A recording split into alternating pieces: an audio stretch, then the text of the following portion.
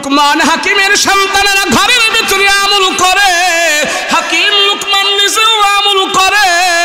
এবার ঘরটা যখন আমল বলা ঘর হয়ে গেল, বাবা আমল করে, রাখালেও আমল করে, সন্তানেরাও আমল করে, আমল করে করে ঘরটার জান্নাতের বাগান বানিয়ে ফেলছে। আল্লাহ তাৎক্ষণিকভাবে ডাক দেয়া কয়, লুকমান রে, ও লুকমান শোনো, তুমি একজন গরিব মানুষ হইয়া তুমি যে আমল করতেছ, আমি আল্লাহ তোমার আমলগুলো দেখে এমন পছন্দের হয়ে গেছো, এই মুহূর্তে তুমি আমার কাছে সবচেয়ে বড় দামি মানুষ হয়ে গেছো। হে লুকমান, তোমার আমলের কারণে আমি আল্লাহ তোমার দামি বানাই দিতে চাই, তোমার আমলের কারণে তোমার সম্মান আমি তোমাকে বাড়াই দিতে চাই। হে লুকমান শোনো শোনো, আমি জানো তোমার দাম কেমন বাড়াইতে চাই, তুমি জানো রে লুকমান, তোমার মতন একটা কালো মানুষকে আমি আল্লাহ সিদ্ধান্ত নিয়েছি, আমি নবী বানাই দিতে চাই। আল্লাহ পাক রব্বুল আলামিন জানাই দিলেন, লুকমান শোনো শোনো, এই পৃথিবীর বুকে আমি আল্লাহ যত নবী বানিয়েছি, কোন নবীকে আমি আল্লাহ কালো করে বানাই নাই, কোন নবীর আমি আল্লাহ কালো বানাই নাই, এর লুকমান কালো বানাই নাই।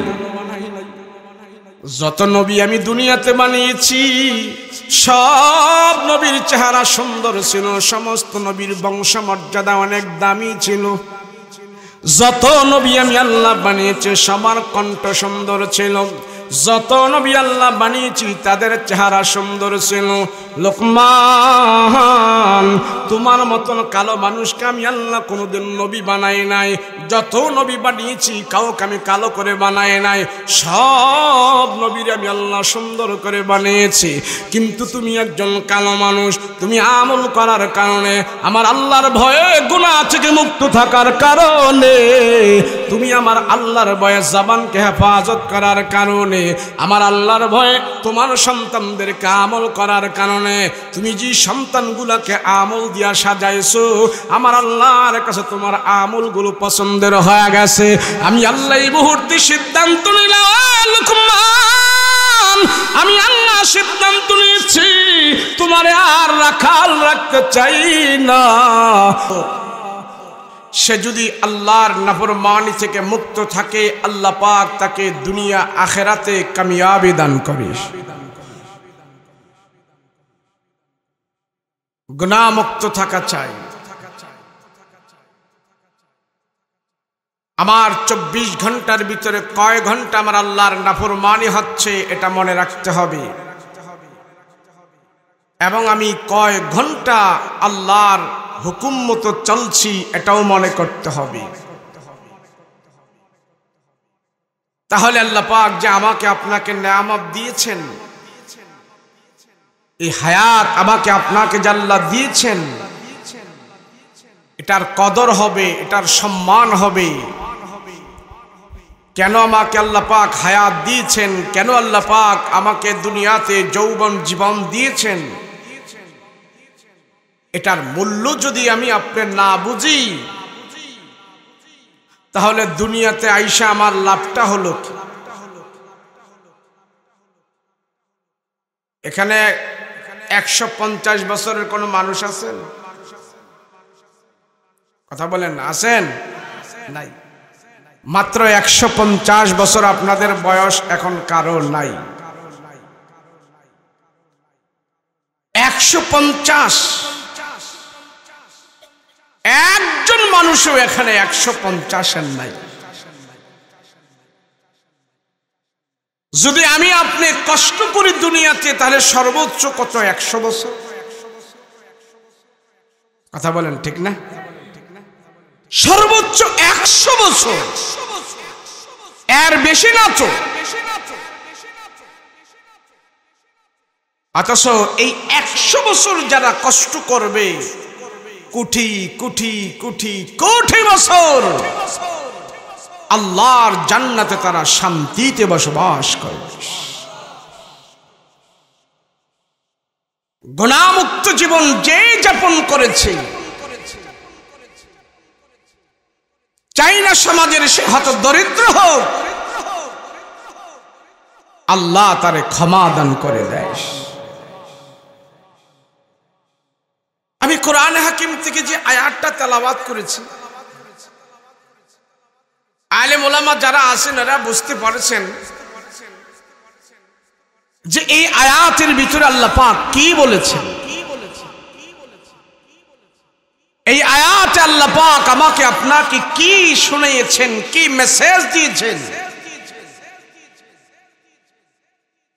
কোরআনে কারীমের 114টা সূরার ভিতর থেকে আমি একটা সূরার নামে কোরআনের আয়াত তেলাওয়াত করেছি। সেই সূরাটার নাম হলেন সূরাতুল লোকমান। নাম কি? এই পিছনে যারা দাঁড়িয়ে আছেন একটু বসেন মেহেরবানি করে, লম্বা সূরা ওয়াজ হইব না। আমারে বলেছিল 10টা থেকে দিবে আমার বড় ভাই মাওলানা বেলাল হোসেন ফারুকী সাহেব, আমাদের মুরব্বী, এবং অনেক আগে মাঠে আছে, ওয়াজ মাহফিল করে, মাদ্রাসার জন্য কালেকশন করে, ওনারা একটু লম্বা বয়ান করে। আমারে বলছিল 10টা বাজে দিবে, ফোনে 11টায় আমাকে এখানে নিয়ে আসছে। 45 মিনিট আমার বড় ভাইয়ে খাইলেছে। তাইলে তো বড় ভাইয়ে খাইলে আর কিছু কওয়া যায় না। আমার ওয়াজ 45 মিনিট গেছে গা। আর এই যে শীতের রাত, এখন লম্বা সূরা ওয়াজ করার সময় নাই। আবার ওয়াজের পরে নাকি তাবারক আছে, তাই না? বেশি লম্বা ওয়াজ করলে যদি তাবারক আবার ঠান্ডা হয়ে যায়, তাহলে মনে মনে আবার উল্টা পাল্টাও কিছু কইতে। তাই আমি ওয়াজ লম্বাও করব না, আপনাদের তাবারকও ঠান্ডা করব না। কথা কোন ঠিক কিনা? 2 দিন আপনারা এখানে কথা শুনেছেন, বুজুর্গ হক্কানি উলামায়ে কেরাম এসেছেন। আমি আইসা পড়ছি একবারে লাস্টে, হাড্ডি গুড্ডি সাবাই টাবাই আর কিছু থাকে না, এই হাড্ডি সাবাই তামাইছি আমি। যাই হোক, যেহেতু চলে আইছি, মুরব্বীরা আগে চলে গেছে আর আমরা পরে আসছি, মুরব্বীগো পিছনে যদি আমরা থাকতে পারি আর আজকের মাহফিলে যদি আমরা মুনাজাত দেই, আমরা যদি গভীর রজনীতে কান্নাকাটি করি, আমার মন বলে আমি মুসাফির মানুষ, আপনাদেরকে নিয়ে যদি দোয়া করি, আল্লাহ পাক এই দোয়া কবুল করবেন। আলহামদুলিল্লাহ বলেন। রাজি আছেন না দোয়া করতে? রাজি আছেন? হাতটা নাড়া দেন তো এইভাবে। লিল্লাহে তাকবীর, নারায়ে তাকবীর, নারায়ে তাকবীর। আমি তো প্রথম মনে করছিলাম ঘুমাই টুমাই গেছেন গাবিল্লা না, দেহি নরিয়ার মানুষ না আপনারা, জাগ্রত আছেন। যাই হোক, যতগুলো কথা আমি বলবো আজকে আমূলি কথা বলবো, ডাইনে বামে বলার সুযোগ নাই, সময় কম। আমূল ছাড়া আমার বক্তারও দাম নাই, আমূল ছাড়া আপনারও দাম নাই, আমূল ছাড়া বড় হুজুরেরও দাম নাই, আমূল ছাড়া কারোর দাম নাই।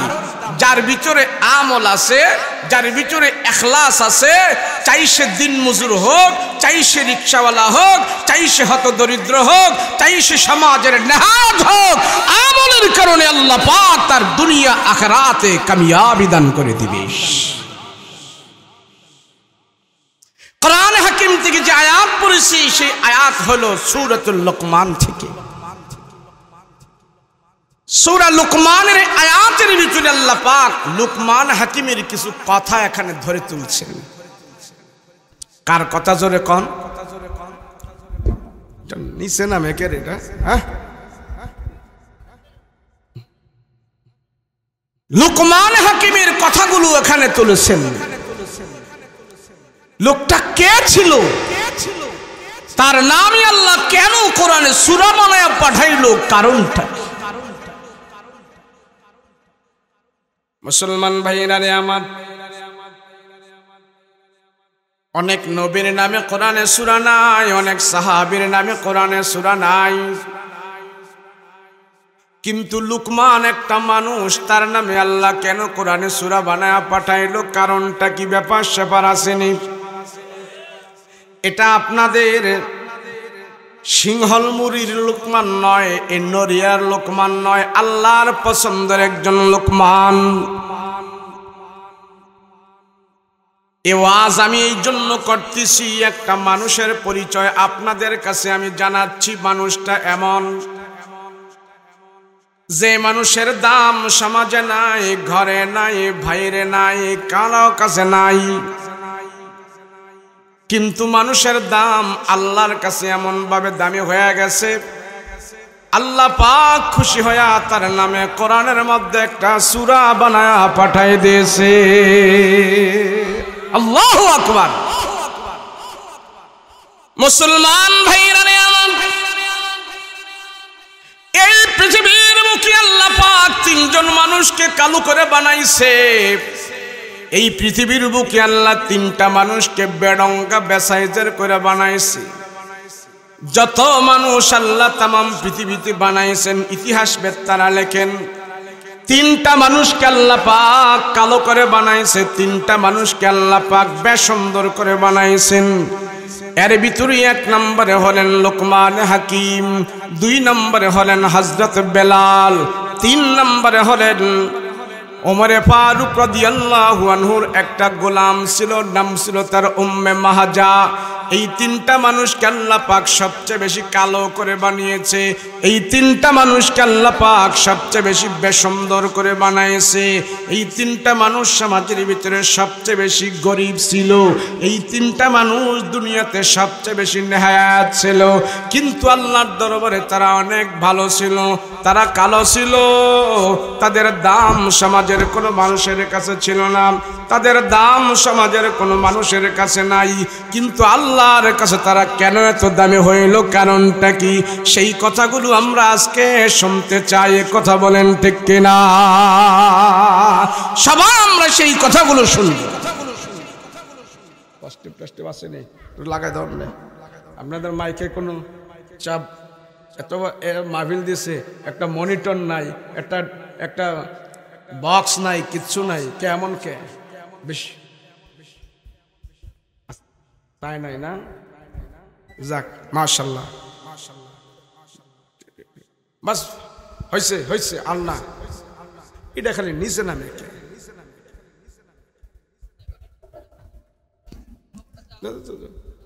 এটা নিচে নেমে গেলে তা আমি উপরে উঠি, হয় যদি নিচে নামে কথা যাইব না। এটা একটু সাফাই দেন, এটা একটু এমনি দেন। হ্যাঁ হয়েছে হয়েছে। আল্লাহ আল্লাহ আবার বালাভূত নষ্ট করে লাইবেন, সরেন বাস।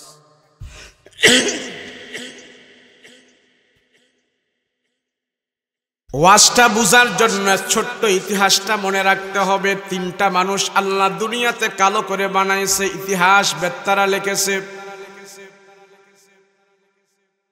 তিনটা মানুষ এই পৃথিবীতে বানাইয়া আল্লাহ তামাম পৃথিবীর মুখে জানাই দিয়েছেন, মানুষেরা শুনো, আমি আল্লাহ তিনজন মানুষকে দেখো দেখো কত বেসুন্দর করে বানাইলাম, কালো করে বানাইলাম। কালো মানুষের ভিতরে এক নম্বরে হলেন লোকমান হাকিম, দুই নম্বরে হলেন হযরত বেলাল, তিন নম্বরে হলেন ওমর ফারুক রাদিয়াল্লাহু আনহুর একজন গোলাম, নাম তার উম্মে মাহাজা। এই তিনটা মানুষ ছিলেন পৃথিবীতে সবচেয়ে বেশি কালো, সবচেয়ে বেশি কালো। কালো হইলে কি হবে? তারা আল্লাহর কাছে ছিলেন অনেক ভালো। আল্লাহ পাক রব্বুল আলামিন এই তিনটা কালো মানুষের পাশাপাশি আল্লাহ আবার দুনিয়াতে তিনটা মানুষকে বানিয়েছিলেন সবচেয়ে বেশি সুন্দর। সুন্দরীর ভিতরে এক নম্বরে হলেন আমার আপনার নবী মুহাম্মদুর রাসূলুল্লাহ সাল্লাল্লাহু আলাইহি ওয়াসাল্লাম। দুই নম্বরের সুন্দর হলেন ইউসুফ আলাইহিস সালাতু ওয়াস সালাম। তিন নম্বরের সুন্দর যিনি ছিলেন তিনি হলেন নবীর সাহাবী দাহিয়াতুল কালবি। সুন্দরীর পাগল তো পুরা দুনিয়ার মানুষ, সুন্দরীর পাগল তো সবাই, সুন্দরের পাগল তো সবাই, কিন্তু আল্লাহ পাক কালো মানুষের পাগল হলো কেন?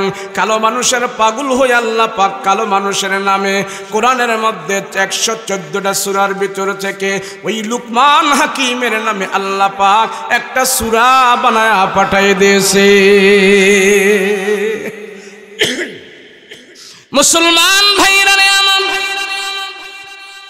আমার আপনার সমাজের ভিতরে অনেক কালো মানুষ আছে, যাদের চেহারা কালো, নিজের চেহারায় নিজে তাকায় তাকায় আক্ষেপ করে, হায় রে খোদা আমার এত কালো বানাইলি কেন, কারণ কি? দেখবেন অনেক মানুষ আয়নার সামনে দাঁড়ায় নিজের চেহারাটা যখন কালো হয়, নিজের চেহারাটা কালো হওয়ার কারণে নিজের নিজে আক্ষেপ করে, খোদারে যত কালা পাইছস আমারে কেন বানাইলি, কারণটা কি? এত কালো হওয়ার কারণে তো কোনো মহিলা মানুষ আমারে পছন্দ করে না, এত কালো হওয়ার কারণে তো দুনিয়ার সমাজের মানুষের কাছে আমি দাম নাই। আল্লাহ ডাক দেয়া কয়, না না না, দুনিয়ার মানুষের কাছে তোমার দাম পাওয়ার দরকার নাই। সুন্দর বানানেওয়ালা আমি, কালো বানানেওয়ালা আমি, দাম দেনেওয়ালা আমি, ক্ষমতা দেনেওয়ালা আমি, তোমার বান্দা জান্নাত দেনেওয়ালা হইলাম আমি। কালো হইছে অসুবিধা নাকি? আল্লাহ পাক রব্বুল আলামিন লুকমান হাকিমের মতন একজন কালো মানুষকে তো দামি বানাইয়া তাম পৃথিবীর মানুষকে আল্লাহ পাক ঘোষণা করে দিতেছেন, দেখে দেখো তুমি আমার রাখা লুকমানের দিকে তাকায়া দেখো। হাকিম লুকমানের বর্ণনা যদি আপনি শোনেন আশ্চর্য হয়ে যাবেন।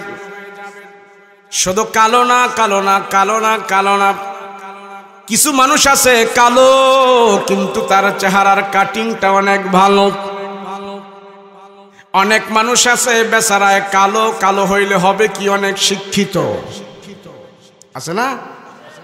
হ্যাঁ, শিক্ষিত না আবার কালো, কিন্তু কালো না, কালো আবার শিক্ষিত, শিক্ষিত না কালো, কিন্তু পড়াশোনা নাই।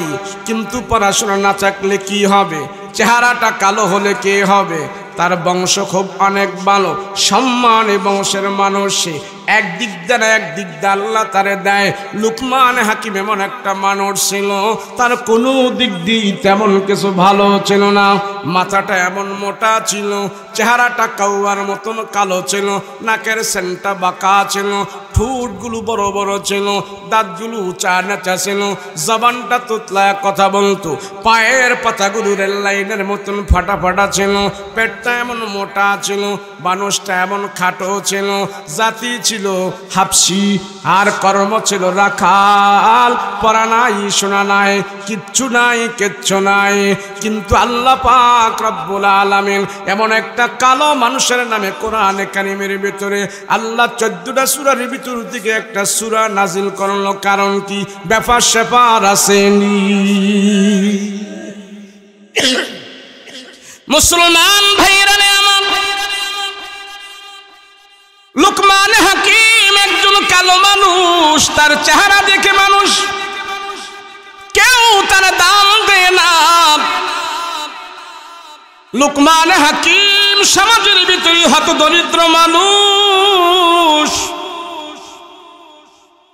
রাখালগিরি করত, রাখালের চাইতে নিম্নমানের কোনো পদ আর ছিল না। এক জমিদারের রাখাল ছিল, সকালবেলা ছাগল বকরিগুলো নিয়ে পাহাড়ের পাদদেশে যাইতেন, আবার বিকাল বেলা এসে মালিকের কাছে গনে গনে ছাগল বকরিগুলো জমা দিতেন। এটা ছিল তার ডিউটি, এটা ছিল তার কর্ম।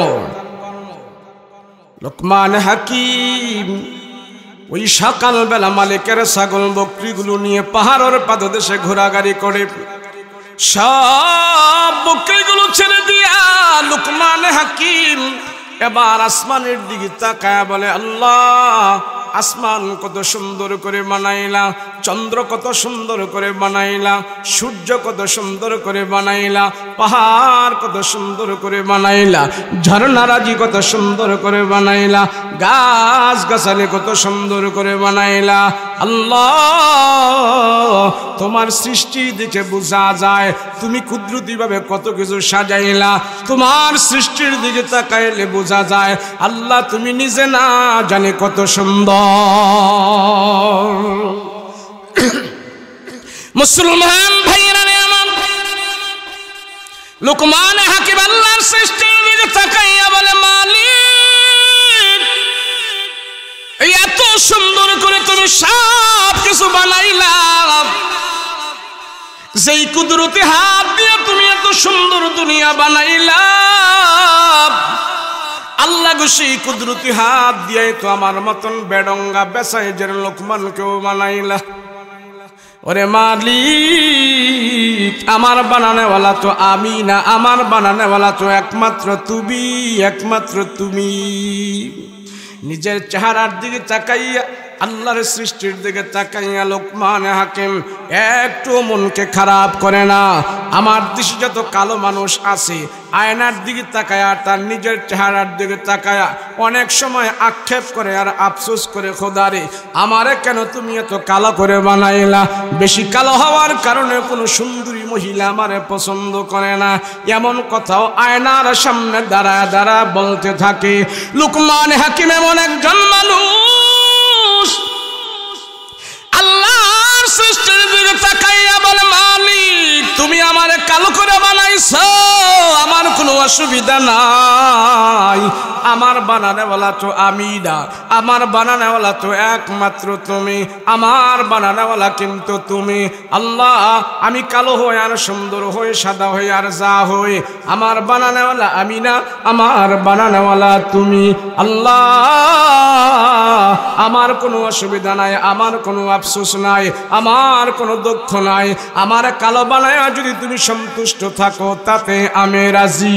তবে মালিকের দুনিয়াতে আমি কালো হয়েছি, দুনিয়াতে আমি গরিব হয়েছি, তাতে আমার কোনো অসুবিধা নাই, দুনিয়াতে আমি সয় সম্পত্তি পাই বা না পাই তাতেও আমার কোনো অসুবিধা নাই। তবে আল্লাহ মৃত্যুর পরে আমি আর গরিব থাকতে চাই না, তোমার রাজি আর খুশি করে তোমার জান্নাতের মেহমান হয়ে যেতে চাই।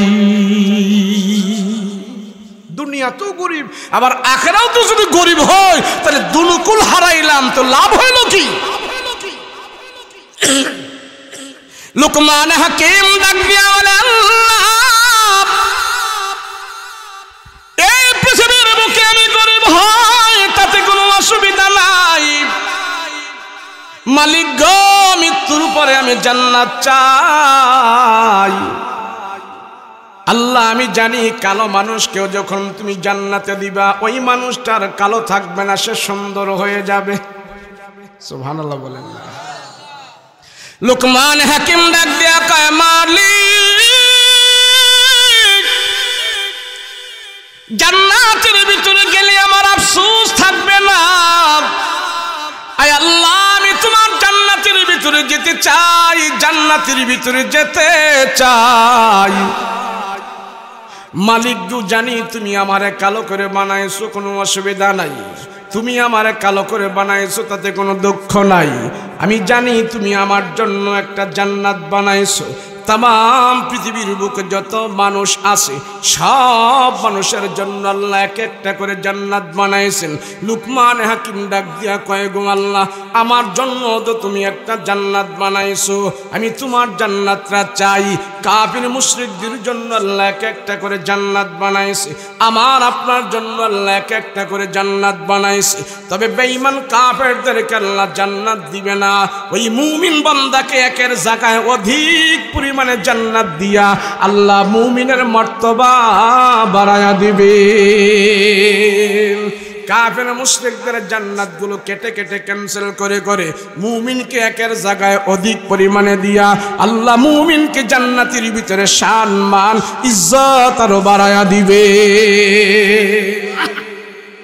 লুকমান হাকিম বলে, আল্লাহ আমি জান্নাত চাই, জান্নাত চাই, দুনিয়াতে আমার কোনো দরকার নাই, আল্লাহ গো তোমার কাছ থেকে আমি জান্নাত চাই। এবার লুকমান হাকিম গবেষণা শুরু করে দিল, হাই রে মালিকের জান্নাতে যদি যেতে হয় মালিককে খুশি করে জান্নাতে যাওয়া লাগবে, আল্লাহরে খুশি করা ছাড়া তো জান্নাতে যাওয়া যাবে না। আল্লাহ যদি আমাকে জান্নাতে না দেয় আমার তো যাওয়ার কোনো ক্ষমতা নাই। জান্নাতের মালিক হলেন আল্লাহ আর আমি হব জান্নাত জান্নাতের মেহমান, আমি মেহমান হইয়া মেজবানের ঘরে তো ঢুকতে পারবো না অনুমতি ছাড়া। আল্লাহর জান্নাতে যদি যেতে হয় আল্লাহর রাজিয়ার খুশি করা ছাড়া জান্নাতে যাওয়া যাবে না। লুকমান হাকিম আমার গবেষণা চিন্তা শুরু করে দিল, হায় রে মালিকের জান্নাতে কেমনে যাওয়া যায়, আল্লাহর জান্নাতে কেমনে যাওয়া যায়। আমি জান্নাত পেতে হবে, দুনিয়া আমার থাক আর যাক, দুনিয়া আমার পাই বা না পাই, জান্নাতের আশা করা যায়, জান্নাতের ভিতরে কেমনে যাব।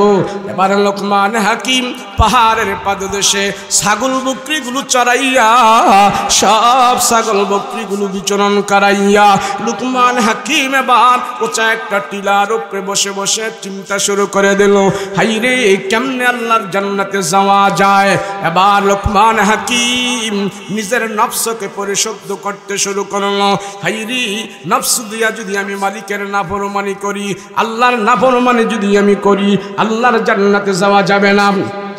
লুকমান হাকিম আবার বসে বসে গবেষণা শুরু করে দিল, আর মনে মনে ভাবতেছে, হায়রে মালিকের নাফরমানি করা যাবে না, আল্লাহর নাফরমানি যদি না করি আল্লাহ আমাকে জান্নাত দিবে। এবার চিন্তা শুরু করলো, মানুষ কয়টা জিনিস দ্বারা আল্লাহর নাফরমানি করে, কোন জিনিস দ্বারা আল্লাহর নাফরমানি মানুষ সর্বপ্রথম করে। লুকমান হাকিম এবার গবেষণা শুরু করে দিল, উঁচা একটা টিলার উপরে বসে এবার আরম্ভ করে দিল, কোন জিনিসের মাধ্যমে আল্লাহকে খুশি করা যায়, কোন জিনিস বর্জন করলে আল্লাহকে খুশি করা যায়, কোন আমলগুলো করলে জান্নাতের মালিককে খুশি করা যায়, কিভাবে চললে জান্নাতের মালিক আমার উপরে খুশি হবে। লুকমান হাকিম এবার বসে বসে নিজের নিজে ওয়াজ করা আরম্ভ করেছে, নিজের আত্মাকে পরিশুদ্ধ করার জন্য নিজে এবার ওয়াজ করা শুরু করলো। সামনে কোনো শ্রোতা নাই, সামনে কোনো মাইক নাই, সামনে কোনো প্যান্ডেল নাই, কিছু নাই, জান্নাতে যাওয়ার জন্য এবার নিজের নিজে আমল করা শুরু করবে, নিজের নিজে নসিহত করা শুরু করলো। লুকমান হাকিম জান্নাতে যাওয়ার জন্য এক নম্বরের আমল শুরু করে দিয়েছে, আল্লাহর কাছে অঙ্গীকার করে করে বলতেছেন, মালিক তোমার জান্নাত পাওয়ার জন্য আমি ঘুরে ঘুরে দেখেছি, আমি মনে মনে দেখেছি, সর্বপ্রথম মানুষ তিনটা জিনিস দিয়া তোমার নাফরমানি করে। আল্লাহ গো, সর্বপ্রথম মানুষ তিনটা জিনিস দিয়া তোমার সাথে বেশি গাদ্দারি করে। এক নম্বরে হলো চোখ, দুই নম্বরে হলো মুখ, তিন নম্বরে হলো লজ্জায় স্থান। এই তিনটা জিনিস দ্বারা মানুষ আল্লাহর সবচেয়ে বেশি নাফরমানি করে। কয়টা জোরে বলেন, সবাই বলেন, জোরে বলেন। মানুষ সর্বপ্রথম তিনটা জিনিস দ্বারা আল্লাহর নাফরমানি সবচেয়ে বেশি করে। এক নম্বরে চোখ, চোখের দ্বারা খারাপ দেখে, মুখের দ্বারা এটা আবার প্রয়োগ করে, আবার লজ্জায় স্থানের দ্বারা এটা আরো বেশি সে প্রয়োগ করে। সর্বপ্রথম মানুষ তিনটা জিনিস দ্বারা আল্লাহর নাফরমানি বেশি করে। সর্বপ্রথম মানুষ আল্লাহর সাথে গাদ্দারি তিনটা জিনিস দ্বারা করে। এক নম্বরে হলো চোখ, দুই নম্বরে হলো মুখ, তিন নম্বরে হলো লজ্জায় স্থান। হাকিম লুকমান আল্লাহকে ডাক দিয়া বলে, মালিক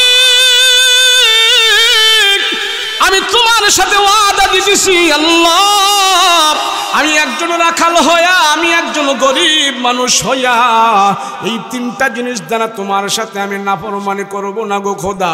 তিনটা জিনিস আমি পবিত্র রাখবো, যতদিন আমি দুনিয়ার জমিনে বেঁচে থাকবো। আমি চোখ দিয়া গুনাহ করব না, জবান দিয়া গুনাহ করব না, লজ্জা স্থান দিয়ে আমি গুনাহ করব না। আল্লাহ তোমার সাথে আমি ওয়াদা দিতেছি, আল্লাহ তোমার সাথে আমি কন্ডিশন ফিল আপ করব, তোমার সাথে আমি ওয়াদা দিতেছি এই তিনটা জিনিস আমি রাখাল হইয়া পবিত্র রাখবো, তোমার নাফরমানি তিনটা জিনিস দ্বারা আমি করব না। সুবহানাল্লাহ। এবার শুরু করে দিল, আমল শুরু করে দিল। লুকমান হাকিম একজন রাখাল হইয়া গুনাহ করে না জবান দিয়া, গুনাহ করে না চোখ দিয়া। লুকমান হাকিম গুনাহ করে না লজ্জায় স্থান দিয়া। আমার আপনার সমাজে যত নামি দামি মানুষ আছে, যত উচ্চ পদের মানুষ আছে, যত নিম্ন পদের মানুষ আছে, যত মাওলানা বলেন, মৌলবি বলেন, হাজি সাহেব বলেন, চেয়ারম্যান সাহেব বলেন, ডাক্তার বলেন, মাস্টার বলেন, ইঞ্জিনিয়ার বলেন, খোঁজে দেখেন আমার আপনার এই তিন জিনিসের ভিতরে সমস্যা, তিন জিনিসের ভিতরে সমস্যা। চোখ ভালো না, জবান ভালো না, লজ্জাস্থান ভালো না। কথা বলেন ঠিক কিনা? সমাজের সব মানুষ তারে সালাম দেয়, খুব সম্মান করে, আদর যত্ন করে, মহব্বত করে, কিন্তু উনি নিজে নিজে জানে আমার তিনটা জিনিস ভালো না। আমি তলে তলে গুনাহ করি, আমি তলে তলে গোপনে গোপনে আমি জিনা করি, আবার গোপনে গোপনে আমি সুদ খাই, গোপনে গোপনে মোবাইলের মধ্যে আমি আমার চোখ দিয়ে আমি খারাপ জিনিস দেখি, কিন্তু সমাজের মানুষ কিন্তু এগুলি জানে না। কথা বলেন ঠিক কিনা? লুকমান হাকিম নিজে নিজে ওয়াজ করতেছেন, মালিক তোমার সাথে আমি গরিব মানুষ হয়ে ওয়াদা দিতেছি গো আল্লাহ, জান্নাতে যাওয়ার জন্য আমার চোখ দিয়া গুনাহ করব না, জান্নাতে যাওয়ার জন্য আমার মুখ দিয়া গুনাহ করব না, জান্নাতে যাওয়ার জন্য আমি লজ্জা স্থান দিয়া গুনাহ করব না। ও মানুষ শুনো, একজন রাখাল হয়ে সে যদি তিনটা অঙ্গ প্রত্যঙ্গ দিয়া গুনাহ না করতে পারে, আমি আপনি কেন পারবো না? কারণটা কি? আল্লাহ ডাক দিয়া কয়, মানুষের আরে কোরআনের ভিতরে লুকমানের নামটা আমি এই জন্য উঠাইয়া দিলাম। লুকমান যে আমলগুলো করেছে সে আমলগুলো আমার আল্লাহর কাছে সবচেয়ে বেশি পছন্দের হয়ে গেছে। তোমরা যদি সেই আমলগুলো করো, আমার আল্লাহর দরবারে তোমরাও পছন্দের হয়ে যাবে। লুকমান হাকিম আলাইহিস সালাতু ওয়াস সালাম এখনো হাকিম হয় নাই, এখনো লুকমান আলাইহিস সালাতু ওয়াস সালাম হয় নাই, এখন একজন শুধু রাখাল। এই রাখালের 11টা সন্তান ছিলেন, নিজে আবার আমল করতেছেন তিনটা। আবার চিন্তা করতেছি আমার অধীনস্থ যারা আছে তাদেরকেও আমল করাবো তিনটা। লুকমান হাকিম তার সন্তানদেরকে বসাইয়া সব সন্তানদেরকে ডেকে ডেকে বলতেছি, এই রাখালের 11টা সন্তান ছিলেন, হাকিম লুকমান 11টা সন্তানকে বসা বসা বলতেছে, ও সন্তানেরা শুনো শুনো, আমি বাবা যদিও একজন রাখাল, তোমরা কিন্তু আমার সন্তান ভালো করে শোনো, ভালো করে শোনো রে সন্তানেরা। আমার বাবার পক্ষ থেকে তোমাদের উপরে কয়েকটা আদেশ আমি করব, আমার বাবার পক্ষ থেকে কয়েকটা নসিহত আমি তোমাদেরকে করব। রাখাল হইয়া সন্তানদেরকে নসিহত করে 1 নম্বরের আদেশ হইল, জীবনে কোনো দিন তোমরা নামাজ ছাড়বা না। রাখাল হইয়া সন্তানদেরকে 2 নম্বর আদেশ করলো, ও সন্তানেরা শুনো, আমি বাবা তোমাদেরকে 2 নম্বর নসিহত করে, যেই আল্লাহ আমাদেরকে দুনিয়াতে বানাইলো, ওই আল্লাহর সাথে কোনোদিন আমরা শিরক করব না, আল্লাহর সাথে কাউকে আমরা শরীক করব না। 3 নম্বরের আদেশ সন্তান তোমাদেরকে আমি করতেছি, শোনো, সেটা হলো যে মা বাবার দ্বারা দুনিয়াতে তোমরা আলো বাতাস দেখেছো, ওই মা বাবার সাথে কোনোদিন বেয়াদবি করবা না। জোরে বলেন কয়টা আমল নিজে করলো? কয়টা? সবাই কয় না, নিজে করলো কয়টা? সন্তানদেরকে করাইলেন কয়টা? আমরাও যদি সে আমলগুলি করি, আল্লাহ হাকিম লুকমানের প্রতি যেমন খুশি হয়েছে, আমাদের প্রতি আল্লাহ তেমন খুশি হয়ে যাবে। লুকমান হাকিমের সন্তানেরা ঘরের ভিতরে আমল করে, হাকিম লুকমান নিজেও আমল করে। এবার ঘরটা যখন আমল বলা ঘর হয়ে গেল, বাবা আমল করে, রাখালেও আমল করে, সন্তানেরাও আমল করে, আমল করে করে ঘরটার জান্নাতের বাগান বানিয়ে ফেলছে। আল্লাহ তাৎক্ষণিকভাবে ডাক দেয়া কয়, লুকমান রে, ও লুকমান শোনো, তুমি একজন গরিব মানুষ হইয়া তুমি যে আমল করতেছ, আমি আল্লাহ তোমার আমলগুলো দেখে এমন পছন্দের হয়ে গেছো, এই মুহূর্তে তুমি আমার কাছে সবচেয়ে বড় দামি মানুষ হয়ে গেছো। হে লুকমান, তোমার আমলের কারণে আমি আল্লাহ তোমার দামি বানাই দিতে চাই, তোমার আমলের কারণে তোমার সম্মান আমি তোমাকে বাড়াই দিতে চাই। হে লুকমান শোনো শোনো, আমি জানো তোমার দাম কেমন বাড়াইতে চাই, তুমি জানো রে লুকমান, তোমার মতন একটা কালো মানুষকে আমি আল্লাহ সিদ্ধান্ত নিয়েছে আমি নবী বানাই দিতে চাই। আল্লাহ পাক রব্বুল আলামিন জানাই দিলেন, লুকমান শোনো শোনো, এই পৃথিবীর বুকে আমি আল্লাহ যত নবী বানিয়েছি, কোন নবীকে আমি আল্লাহ কালো করে বানাই নাই, কোন নবীর আমি আল্লাহ কালো বানাই নাই, এর লোকমান কালো বানাই নাই। যত নবী আমি দুনিয়াতে বানিয়েছি সব নবীর চেহারা সুন্দর ছিল, সমস্ত নবীর বংশমর্যাদা অনেক দামি ছিল। যত নবী আমি আল্লাহ বানিয়েছি সবার কণ্ঠ সুন্দর ছিল, যত নবী আল্লাহ বানিয়েছি তাদের চেহারা সুন্দর ছিল। লোকমান, তোমার মতন কালো মানুষকে আমি আল্লাহ কোনোদিন নবী বানাই নাই। যত নবী বানিয়েছি কাউকে আমি কালো করে বানাই নাই, সব নবীর আমি আল্লাহ সুন্দর করে বানিয়েছি। কিন্তু তুমি একজন কালো মানুষ, তুমি আমল করার কারণে, আমার আল্লাহর ভয়ে গুনাহ থেকে মুক্ত থাকার কারণে, তুমি আমার আল্লাহর ভয়ে জবানকে হেফাজত করার কারণে, আমার আল্লাহর ভয়ে তোমার সন্তানদেরকে আমল করার কারণে, তুমি যে সন্তানগুলোকে আমল দিয়া সাজাইছো, আমার আল্লাহর কাছে তোমার আমলগুলো পছন্দের হয়ে গেছে।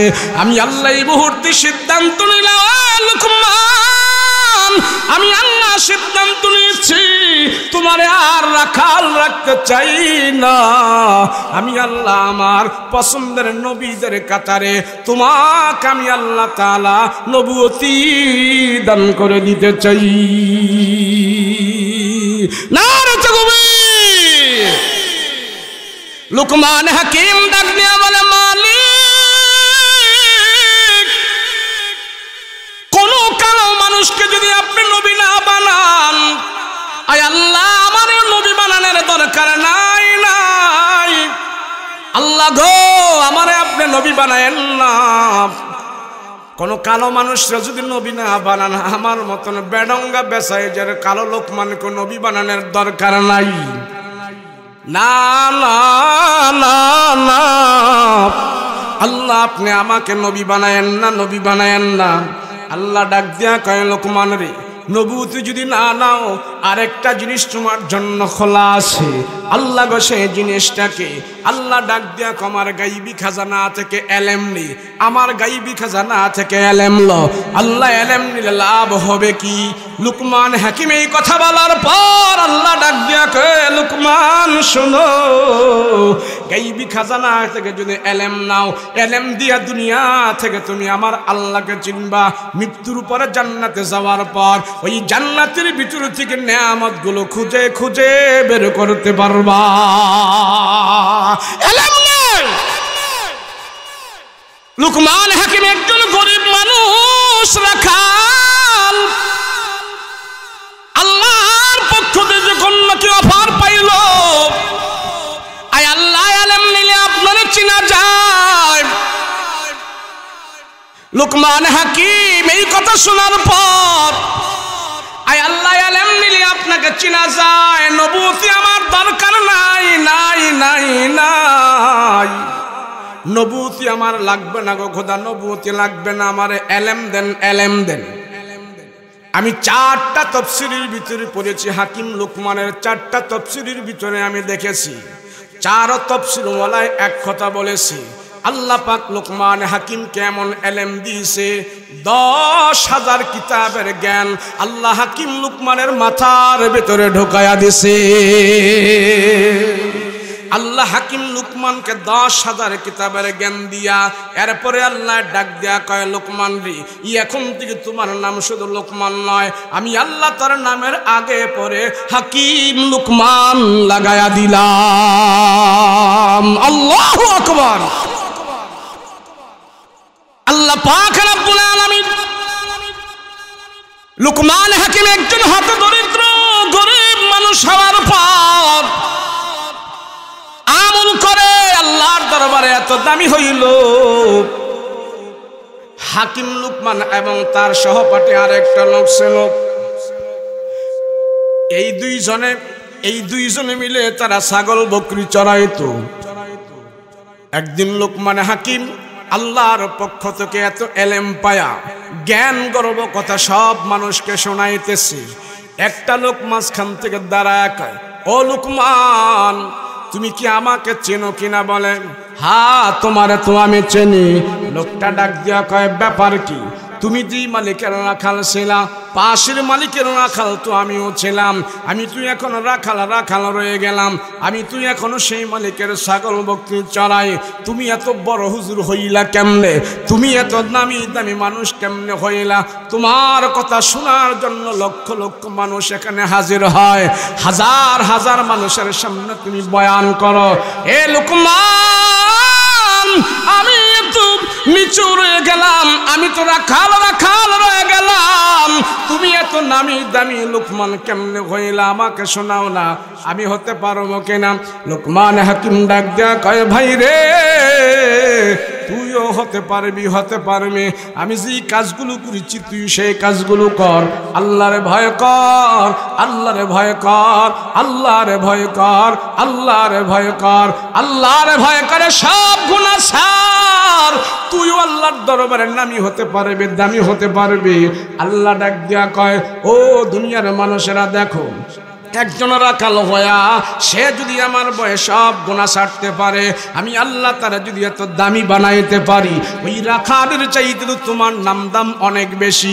তুমিও তো আমার আল্লাহর দরবারে অনেক দামি হতে পারো, অনেক নামি হতে পারো।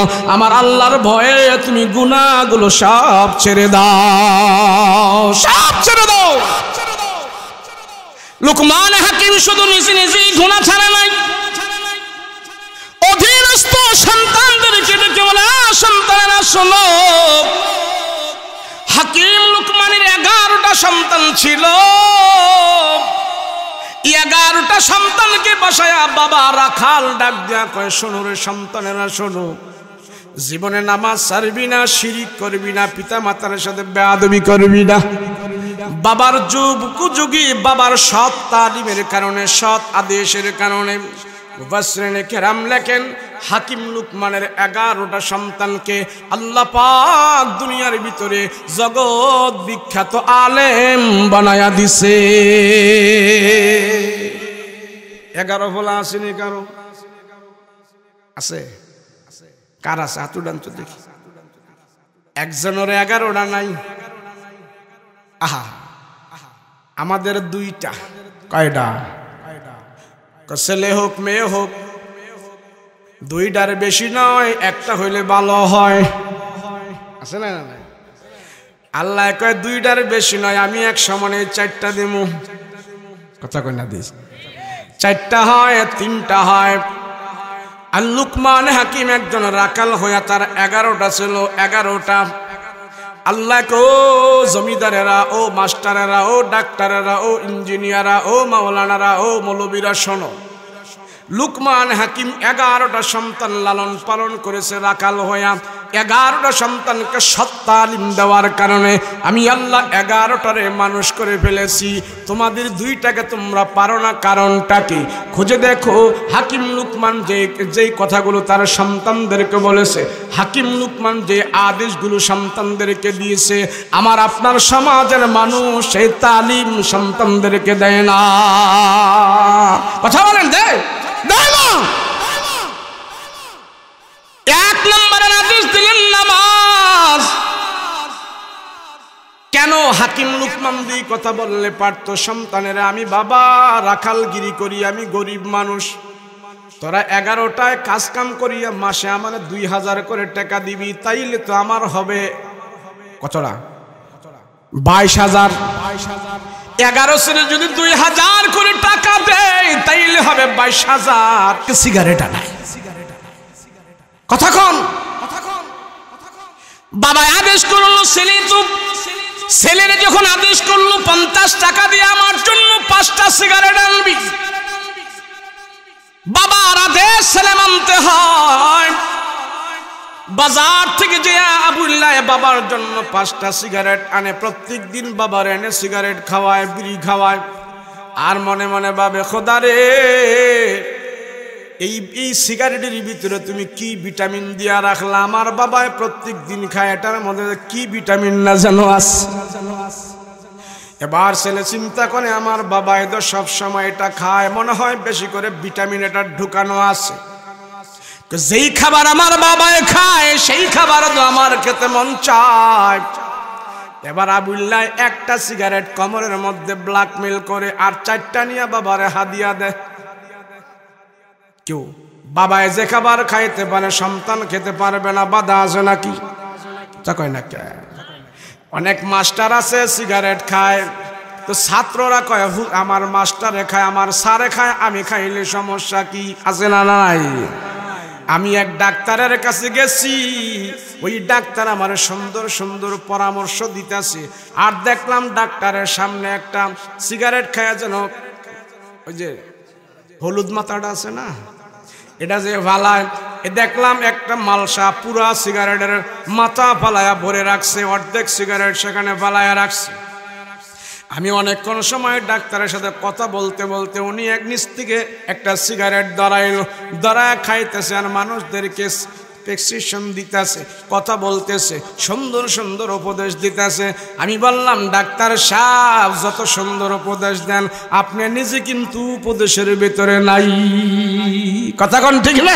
রুগী যদি দেখে ডাক্তার সিগারেট খায়, তুই এই রুগীও তো সিগারেট খাইব। কথা কোন ঠিক কিনা?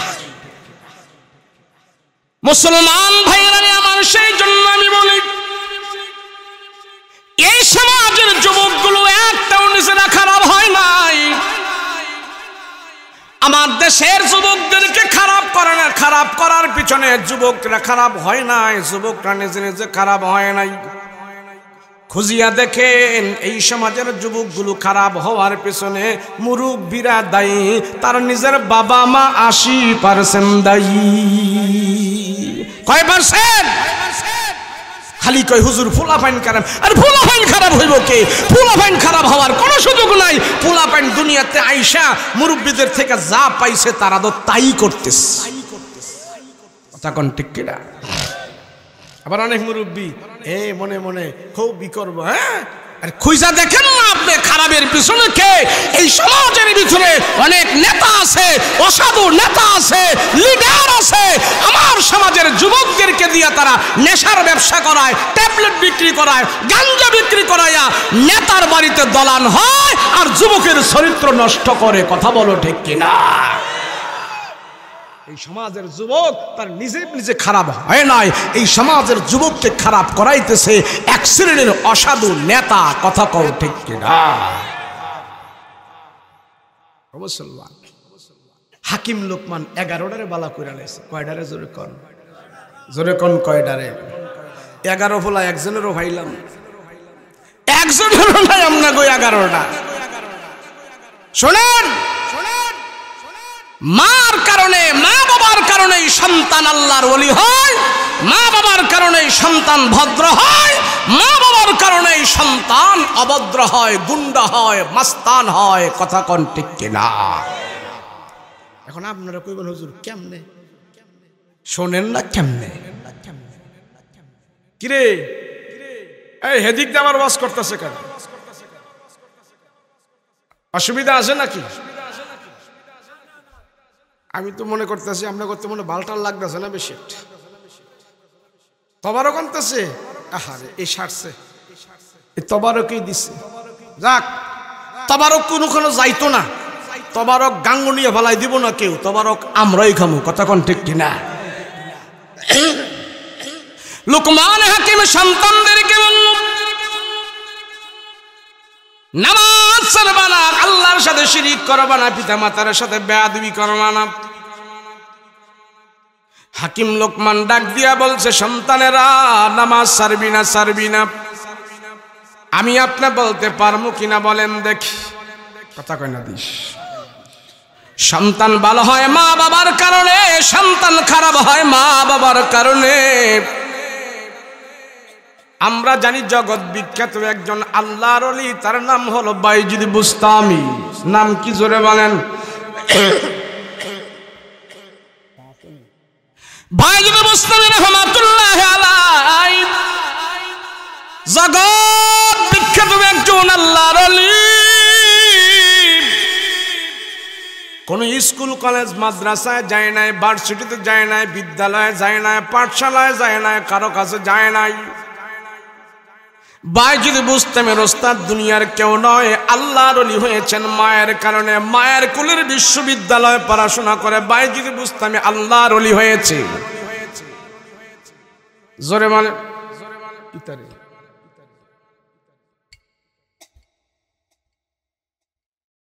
বক্তা রান্না দিছে দুধ চা খাইয়া মরত। বাইজিদ বুস্তামি রাহমাতুল্লাহি আলাইহি আল্লাহর একজন ওলি।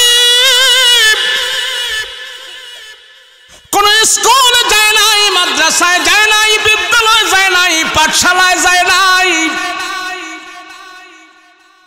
নিজে নিজে ওলি হয় নাই। বাইজিদ বুস্তামি রাহমাতুল্লাহি আলাইহির মা তার শিক্ষা দিয়েছেন, বাইজিদ রে আল্লাহর মানবা, নামাজ পড়বা, কোরআন তেলাওয়াত করবা, মা বাবার সাথে মিথ্যা কথা বলবা না, মা বাবা যা বলে তা শুনবা।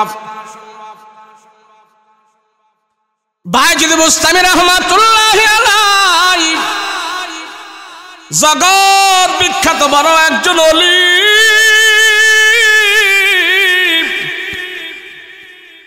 আর তারই জামানায় আর একটা লোক ছিল, নাম ছিল তার হারুন। সে হলো ওই জামানার সবচেয়ে বড় একজন সন্ত্রাসী। আল্লাহ দেখাই দিয়েছেন, একজন হলেন ওলি আর একজন হলো সন্ত্রাসী। বাইজিদ বুস্তামি রাহমাতুল্লাহি আলাইহি খানায়ে কাবায় গেলেন তওয়াফ করতে, তওয়াফ করতেছেন। হজে গেল, হজে যায় খানায়ে কাবা তওয়াফ করে আল্লাহুম্মা লাব্বাইক আল্লাহুম্মা লাব্বাইক লাব্বাইক লাব্বাইক বলে যখন খানায়ে কাবা তওয়াফ করতেছে, এবার তওয়াফ করা শেষ, হজের কাজ সম্পাদন হয়েছে। আল্লাহর দরবারে হাত উঠাইছেন বাইজিদ বুস্তামি রাহমাতুল্লাহি আলাইহি।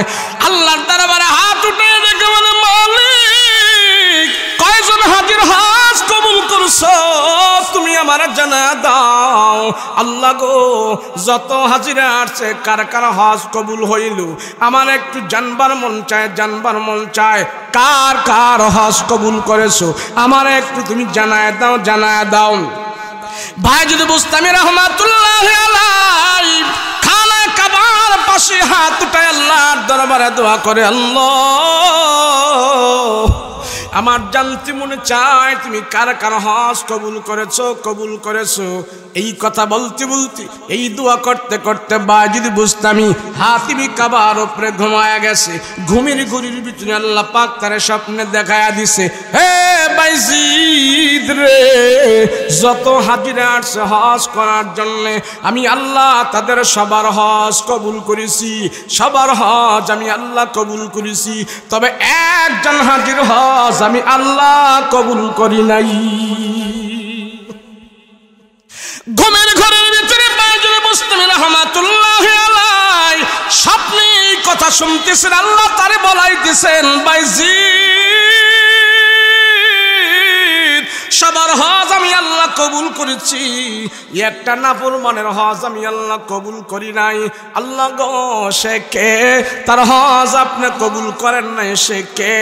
এবার আল্লাহ ডাক দেয়া কয়, বাইজিদ রে, তারা তুমি সাফা মারওয়া পাহাড়ে পাইবা না, তারে তুমি মক্কায় পাইবা না, হাতিমি কাবায় পাইবা না।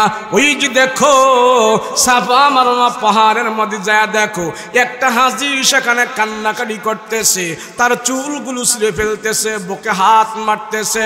আমি আল্লাহ সে হাজির হজ আমি কবুল করি নাই, তুমি তার খবর নেয়া দেখো, আমি আল্লাহ তার হজ কবুল করি নাই।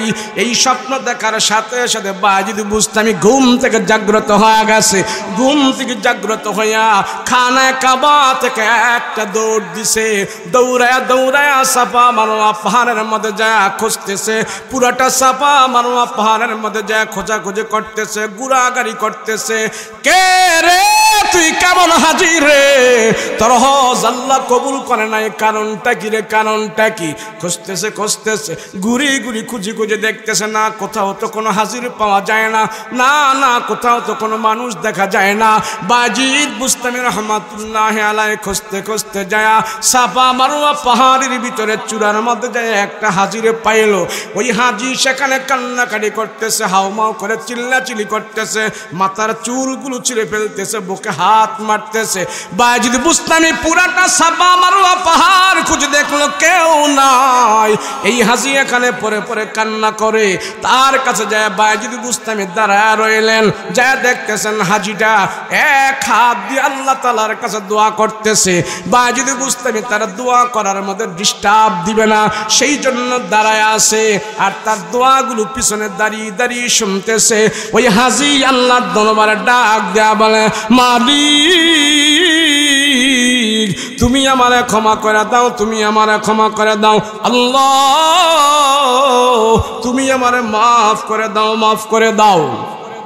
বায়েজিদ বুস্তামি রাহমাতুল্লাহি আলাইহি মনে মনে ভাবলেন কিছুক্ষণ পরে তার সাথে আমি কথা বলবো, দোয়া করার মধ্যে ডিস্টার্ব করব না।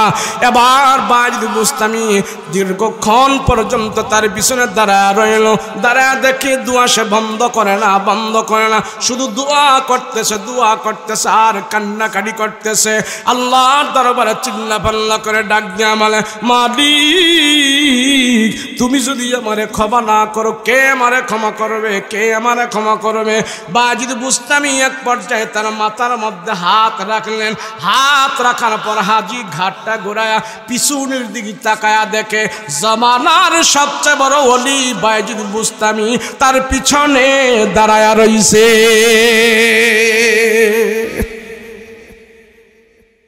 এবার হাজি জিজ্ঞেস করো, বায়েজিদ কি ব্যাপার, তুমি এখানে কেন আসলা, কারণ কি? এই পাহাড়ে তো কোনো হাজিরা আসে না, শুধু আমি আসছি, তুমি কেন আসলা, কারণটা কি? বায়েজিদ দেখো দেখো কোন হাজি এখানে আসে না, শুধু আমি আসছি, কেন তুমি আসলা, কারণটা কি বলো? বায়েজিদ বুস্তামি ডাক দেয়া কয়, ভাই রে তোর নাম কি? লোকটা ডাক দেয়া কয়, বায়েজিদ তুমি তো জগৎ বিখ্যাত একজন আল্লাহর ওলি, তোমারে তো সবাই চিনে, আমারে কেউ চিনে না। আমি হলাম এই জগতের একজন সন্ত্রাসী, আমি হলাম টপ লেভেলের সন্ত্রাসী। তুমি যেমন আল্লাহর বড় একজন ওলি, আমিও সবচেয়ে বড় একজন সন্ত্রাসী। আমার পরিচয় তোমার কাছে নাই, সন্ত্রাসী জগতে আমার পরিচয়। বায়েজিদ বুস্তামি রাহমাতুল্লাহি আলাইহি ডাক দিয়ে বলে, ও ভাই তার নাম হারুন, তরে আমি বলতেছি শোন, ভালো করে শোন। মানুষ তো খানায় কাবার মধ্যে আল্লাহর দরবারে কান্নাকাটি করে, সাফা মারওয়া পাহাড়ে তুই কান্না করস, কারণটা কি? লোকটা ডাক দেয়া কয়, বায়েজিদ গো অনেক হাজিরা এখানে কান্নাকাটি করেছে, দুনিয়ার সবচেয়ে বড় জালিমের এখানে কান্নাকাটি করেছে, আমি ওই জামানার সবচেয়ে বড় জালিম, সেই জন্য এখানে পরি পরি আমি কান্না করতেছি রে বায়েজিদ। এবার বায়েজিদ বুস্তামি রাহমাতুল্লাহি আলাইহি বলে, কেন তুমি কান্না করো, কারণটা কি, কি হইল তোমার? কয়, না না অনেক কিছু আমার হয়েছে, তা বলা যাবে না। এবার বায়েজিদ বুস্তামি কয়, বলো আর না বলো কোনো অসুবিধা নাই, আমি তোমার কাছে একটা প্রশ্ন করি, জানবার চাই। বলে, কি প্রশ্ন বলো? এবার বায়েজিদ বুস্তামি কয়, ভাই রে দুনিয়ার মানুষ তো আল্লাহর দরবারে দুই হাত উঠায়া দোয়া করে, তুমি তো এক হাত উঠায়া দোয়া করতেছো, কারণটা কি? তোমার এক হাত দিয়া দোয়া করার অর্থটা কি? মানুষ তো এক হাত দিয়ে আল্লাহর কাছে দোয়া করে না, তোমার একটা হাত কি নাই না নাকি? একটা হাত কি দুনিয়াতে আসে নাই নাকি? এক হাত দিয়া দোয়া করো, আর একটা হাত কোথায়? বায়েজিদ বুস্তামি রাহমাতুল্লাহি আলাইহি ওই হারুন নামক ব্যক্তির গা থেকে চাদরটা সরায়া দেখতেছে একান্তে হাতটা কর্তন করা, এই হাত তার দেহের মধ্যে নাই।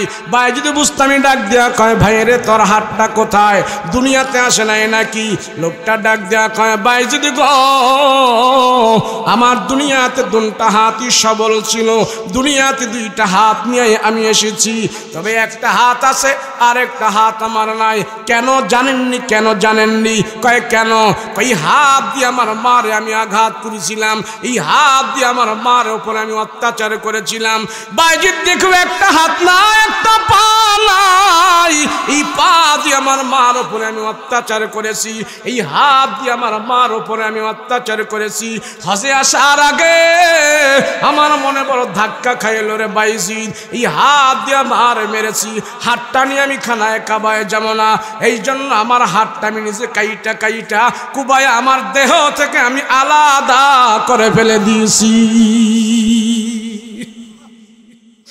এ বাইজিদ, তোমার মা তোমার কোরআন শিখাইছে, আদব শিখাইছে, নামাজ শিখাইছে, সেই জন্য তুমি তোমার মায়ের আদর্শ পায়া তুমি আল্লাহওয়ালা হয়েছ।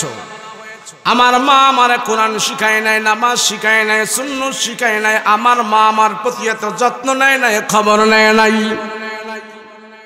সেই জন্য আমি আমার মায়ের পরশ পাই নাই, মায়ের তালিম পাই নাই, মায়ের সোহবত তেমন করে পাই নাই। না পাওয়ার ফলে আমি আমার মহল্লার 2 নম্বর ছেলেদের সাথে চলাফেরা করেছি, যারা নেশার ব্যবসা করে তাদের সাথে চলাফেরা করিয়া, নেশা খায়া, মদ খায়া, গাঞ্জা খায়া আমার অবস্থা তেমন ভালো থাকে না, মাতলামি করিয়া একদিন আমি নেশা অবস্থায় আমার মার উপরে আক্রমণ করেছি আমি হাত দিয়া। হজে আসার আগে আমার মনে বড় ধাক্কা লেগেছে, হাই রে, যেই মার দ্বারা দুনিয়ার আলো বাতাস দেখেছি, ওই মারে তো আমি হাত দিয়া প্রহার করেছি, হাতটা আমি আনি নাই, হাতটা কাইটা কুবায় কুবায় আমি আলাদা করে ফেলে দিয়েছি। অপরাধের হাত নিয়ে আমি খানায় কাবায় আসি নাই, পবিত্র হাত নিয়ে আমি আল্লাহর দরবারে হাজির হয়েছি, দেখি আমার আল্লাহ ক্ষমা করে কিনা। লোকটা ডাক দেয়া কয়, বাইজিদ গো, আল্লাহর কাছে তুমি আমার জন্য একটু দোয়া করো, আল্লাহ যদি আমার তোমার দোয়াটা কবুল করে আমার মতন পাপীরও তোমারে ক্ষমা করে দিতে পারে। বাইজিদ বুস্তামি রাহমাতুল্লাহি আলাইহি আল্লাহর দরবারে হাত উঠায় ডেকে বলে, মালিক,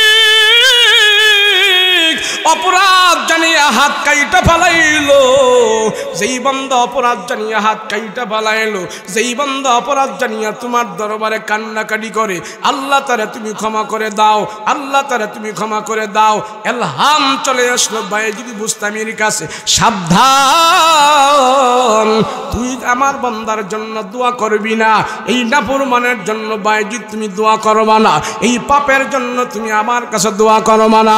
আমি আল্লাহ জালিমের গুনাহ ক্ষমা করতে পারি না, যতক্ষণ পর্যন্ত তার গর্ভধারিণী মা তারে ক্ষমা না করবে আমি আল্লাহ তারে ক্ষমা করতে পারি না,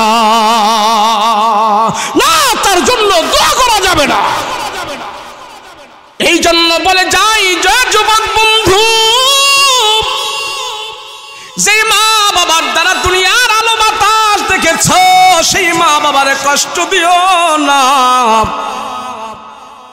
মা বাবারে কষ্ট দিলে তুমি জান্নাত পাইবা তো দূরের কথা, জান্নাতের গ্রাণও পাইবা না। সেই জন্য কবি বলে, বউয়ের কথাই কইর না ভাই মাকে অপমান, তোমার গায়ের রক্ত মাংস মায়ের অবদান, বউ হারালে বউ পাবি তুই প্রতি ঘরে ঘরে, মা হারালে মা পাবি না সারা জনম ভরে। পাইছেন? মা হারায় কেউ পাইছেন? মা হারাইলে পাওয়া যায় না, সেই জন্য মা থাকা অবস্থায় সম্মান করতে হয়। আরে মা হারায়া, আমার নবী রহমাতুল্লিল আলামিন মা হারায়া কান্নাকাটি করেছে, নবী মাঝে মাঝে যায় মায়ের কবরের পাশে দাঁড়ায় নবীজিও কান্না করতেন, মা আমি নবীজি, আমি মোহাম্মদ বড় হইলাম কিন্তু তোমারে হারাইলাম। রাহমাতুল্লিল আলামিন জি মায়ের দুগ্ধ পান করে বড় হইলেন, উনার নাম হলেন হালিমাতুস সাদিয়া। রাসূল সাহাবীদেরকে ডাক দিয়া কয়, হালিমাতুস সাদিয়া যদি আমার থেকে দুধের বদলা চায়, আমার থেকে দুধের বিনিময় চায়, আমি নবী ও হালিমাতুস সাদিয়ার দুধের ঋণ পরিশোধ করতে পারবো না। রাহমাতুল্লিল আলামিন সাহাবাই কেরামদেরকে নিয়ে মসজিদ জামায়া কথা বলতেছে, এবার জান্নাত জাহান্নামের আলোচনা করতেছে, নবীজি সাহাবীদেরকে বয়ান করতেছে। এমন মুহূর্তে একজন বুড়ি মহিলা খটখট খটখট লাঠি ভর করে করে নবীর দরবারে আগমন করলেন। নবীজি দেখে ফেললেন মহিলাটা আসতেছে, নবীজি ভরা মজলিস থেকে উঠে যাইয়া ওই মহিলাকে আমজা করে ধরিয়া সুন্দর করে রিসিভ করে আমার পয়গম্বর নবীজি যেখানে বসা সেখানে নিয়ে আসলেন। আল্লাহর নবী ডাক দিয়া কয়, মা দাঁড়ান দাঁড়ান। ওই রহমাতুল লিল আলামিন ওই দুধমা হালিমাতুস সাদিয়ার জন্য সুন্দর একটা ব্যবস্থা করবে, বসার জন্য ব্যবস্থা করবে। নবী রহমাতুল লিল আলামিন দেখতে পাইলেন এই বুড়ি মার জন্য কি ব্যবস্থা করা যায়। নবীজির গা মুবারক থেকে শালটা খুলে ফেললেন। নবীজির শালের দাম তামাম পৃথিবীর চাইতে দামি। নবীজির শালের দাম কোনো শিল্পপতির টাকায় হবে না। নবীজির শালের দাম তামাম পৃথিবীর চাইতে দামি। নবীজির শালের দাম আসমান জমিনের চাইতেও দামি। আল্লাহর নবী রাহমাতুল লিল আলামিন ওই বুড়ি মার জন্য নবীজির গা থেকে শাল মুবারকটা খুলিয়া, যেই শালটা ইয়ামন থেকে রাসূলকে হাদিয়া দিয়েছিলেন, নবীজির গায়ে সব সময় জড়ায়া রাখতেন। রাহমাতুল লিল আলামিন গায়ের মধ্যে যে শাল জড়ানো হয়েছে, নবীজির গায়ের ঘাম যে শালের মধ্যে লেগেছে, ওই শাল যার কাঁধে লাগবে, যার গায়ে লাগবে, আল্লাহ তার জাহান্নামের আগুনকে হারাম করে দিবে। এরম বড় সাবধানী শাল আমার নবীর গায়ে ছিলেন রাহমাতুল লিল আলামিন। ওই বুড়ি মাকে যখন আহ্বান করে আনলেন, রিসিপশন করে এখানে নবীর কাছে নিয়ে আসলেন, নবীজির গা মুবারক থেকে শাল মুবারকটা মাটির মধ্যে ছড়ায়া ওই বুড়ি মাকে আহ্বান করলেন, বসেন মা বসেন। আহ্বান করতে দেরি হইল, বুড়ি মা শালের উপরে বসতে দেরি হইল না। সাহাবায়ে কেরাম আশ্চর্য হয়ে গেল, হায় রে, বুড়ি মা কি মহিলা, বুড়ি মা কি নবীর দাম জানে নাকি, এই মহিলা কি নবীর দাম বুঝে না নাকি, নবীর চাদরের উপরে তো সে বসে গেল, কারণটা কি, একটু কোনো দ্বিধা করানো না, কারণটা কি। আল্লাহর নবী সেই মহিলাকে বসাইয়া সুন্দর সুন্দর কথা বলে নবীজি নত জানু হইয়া সাহাবায়ে কেরাম ডাক দিয়া কয়, রহমতের নবী গো, এই মহিলার কাছে আপনি এত দুর্বল হয়ে গেলেন, এই মহিলার কাছে আপনি একবারে ছোট হয়ে কথা বলতেছেন, কারণটা কি, মহিলাকে আমরা তো অনেকে চিনতেছি না, সাহাবীদের ভিতর থেকে কেউ কেউ আবার চিনতেছে। আল্লাহর নবী ডাক দিয়ে বলল, সাহাবীরা শুনো শুনো, তোমরা তাকে চিনো না, তাকে চিনো না, এই মহিলা যদি আমাকে দুগ্ধ পান না করায় তো আমি রাসূল এত বড় হইতাম না। তায়েফের বনু সাদের মহিলারা মক্কায় এসে মক্কার সম্ভ্রান্ত পরিবারের সন্তানদেরকে দুধ পান করায় তো বিনিময়ে তাদের কাছ থেকে অনেক কিছু পাইতো। কিন্তু হালিমাতুস সাদিয়া, ইনি আমার দুধমা হালিমা, উনি আইসা আমার থেকে বিনিময় চায় নাই। আমার পয়গম্বরকে নিয়ে উনি দুগ্ধ পান করিয়েছি, দুনিয়াতে কোনো বিনিময় চায় নাই। আমাকে উনি দুগ্ধ পান করে করে বড় হয়েছে, আমি নবী তার দুধ পান করে বড় হইলাম। তোমরা তাকে অনেকে চিনো না, উনি হইলেন আমার দুধমা হালিমাতুস সাদিয়া। রাসূল বলে, সে যদি আমার কাছে মূল্য চায় আমিও তার কাছে রেডি হয়ে যাব। দুধের মূল্য যদি রাসূলের কাছে তো দাম হতে পারে, যে মার দুধ পান করে আমি আপনি বড় হয়েছি, তাহলে আমার অবস্থাটা কেমন হবে? কথা বলেন ঠিক কিনা? মা বোন যারা আছো শোনো, মা বোনেরা শুনেন, আপনার সন্তানকে যদি ভালো করতে হয়, আপনার সন্তানকে যদি আপনার কথা মানাইতে হয়, আপনার আদেশ মতো চলার জন্য যদি সন্তানকে আপনি বাধ্য করেন, আগে আপনি আল্লাহকে ভয় করবেন, আল্লাহর হুকুমগুলো মানবেন, সন্তানকে আল্লাহর পথে পরিচালনা করবেন, নামাজের আদেশ দিবেন, রোজার আদেশ দিবেন, সুন্নতের আদেশ দিবেন। এই সন্তান যদি ভালো হয়, আল্লাহ পাক আপনার জীবন সন্তানের দ্বারা আলোকিত করে দিবে। কথা বলেন ঠিক না? আল্লাহ আমাদের সবাইকে হেফাজত করেন, বলেন আমিন, বলেন আমিন। মাদ্রাসা বুজুর্গ ওলামায়ে কেরামরা আসছে, দ্বিতীয় দিন আপনারা সবাই বসেছে, পর থেকে আপনারা তো বসেছিলেন, এখানে ছিলেন না? কমপক্ষে অর্ধেক মানুষও তো ছিলেন। এমন অনেক মানুষ আছেন যে আজকে এখানে 3 ঘন্টা ব্যয় করেছেন, আছেন না? গতকালও ব্যয় করেছিলেন। তাহলে দুদিনে আপনারা 6টি ঘন্টা এই ওয়াজ মাহফিলে ব্যয় করেছেন। কথা বলুন ঠিক কিনা? এই 6 ঘন্টা যে 2 দিনের ভিতরে এখানে বসে বসে ব্যয় করেছেন, আপনার 60-70 বছর থেকে এই মাহফিল উপলক্ষে এই 6 ঘন্টা আল্লাহর দরবারে গুনাহ মুক্ত হয়ে পৌঁছে গেছে। লাভ হইছে না? মাহফিল দিয়া হুজুররা আপনাদেরকে বছরে 6 ঘন্টা গুনাহমুক্ত জীবন উপহার দেয়। কথা বলেন ঠিক কিনা? আল্লাহ পাক হাসরের ময়দানে বলবে, তোরে 70-60 বছর হায়াত দিছি, হিসাব দি। পারবেন হিসাব দিতে? আপনাদের দেশে এমন কোন বাহাদুর আছে এর 70 বছর হিসাব আল্লাহরে বুঝাই দিবেন? কথা কয় না, আছে? নাই, নাই। হিসাব বুঝে দেওয়ার মতন কোন মানুষ নাই। আল্লাহ এটা কি কর, 2 দিন আগে মুরগি দিয়ে খাইছি না ডাল দিয়ে খাইছি, এটাই তো মনে নাই, 70 বছর হিসাব কেমনে দেব? আল্লাহ কয়, তোমরা সবাই গ্রামের সবাই একসাথে বৈশা নিশিরাত্রে আমার দরবারে কান্না করেছো, আমার দরবারে মুনাজাত দিছো, তোমরা যে তওবা ইস্তেগফার করেছো, তোমরা ভুলে যেতে পারো, আমি আল্লাহ ভুলি নাই। তোমরা আলোচনা করেছো জমিনে, আমি তোমাদেরকে নিয়ে গর্ব করেছি, আলোচনা করেছি ফেরেশতাদেরকে নিয়ে আকাশের উপরে। লাভ হয়েছে না লস হয়েছে? এই লাভ এখন বোঝা যাইব না, এই লাভ বুঝে যাবে হাসরের ময়দানে। কথা বলেন ঠিক কিনা? আল্লাহ আমাদের সবাইকে কবুল করেন, বলেন আমিন। লোকমান হাকিমের আলোচনার ভিতর থেকে অনেক আলোচনা রয়ে গেছে, সবগুলো বলা সম্ভব হবে না সময় স্বল্পতার কারণে। আপনাদের তাবারক ঠান্ডা হয়ে যাবে না, রাখেন।